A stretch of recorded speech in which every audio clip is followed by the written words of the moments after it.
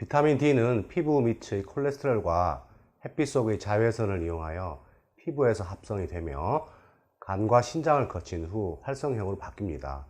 비타민 D는 식사 중에 포함된 칼슘을 우리 몸속으로 흡수해서 뼈에 저장하는 기능을 하기 때문에 예로부터 뼈 건강에 아주 중요한 영양소였습니다.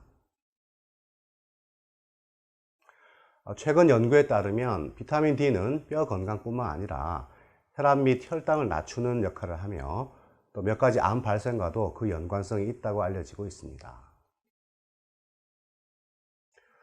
체내 비타민 D의 상태는 혈중 25하이드록시 비타민 D 농도에 따라 구분을 하는데요. 30나노그램/ml 이상을 충분하다, 그 다음에 20에서 30 사이를 불충분하다, 20 미만을 결핍으로 구분합니다. 우리나라의 경우 비타민 D가 충분한 경우는 전체 인구의 10% 미만으로 조사가 되어 비타민 D의 결핍이 아주 심각한 수준입니다. 그럼 비타민 D의 결핍은 어떤 경우에 일어날까요? 먼저 노인의 경우에 흔합니다.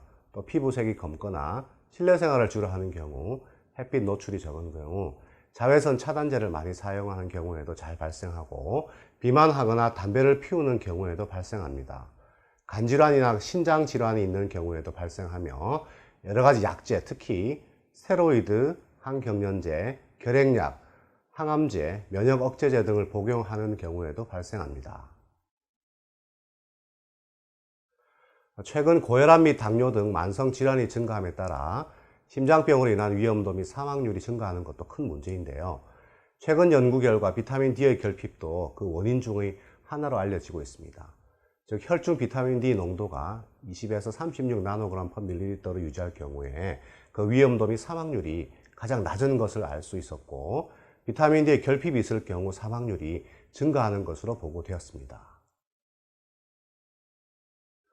뿐만 아니라 비타민 D 결핍이 있을 때 몇 가지 암의 발생률 증가와도 연관이 있다는 연구가 있습니다. 특히 대장직장암, 유방암, 전립선암과 관계가 있는 것으로 알려져 있고, 그 외에도 췌장암, 난소암, 호지킨성 림프암과도 관계가 있다고 알려져 있습니다.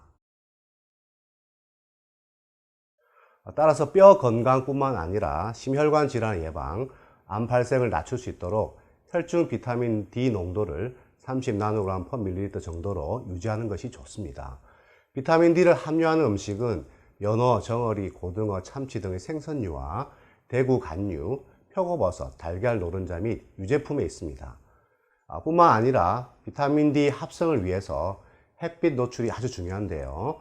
봄부터 가을까지 낮에 20-30분 정도 야외에서 햇빛을 직접 쐬는 것이 좋습니다. 만약 그렇지 못할 경우는 비타민 D 제제를 복용하는 방법이 있는데요.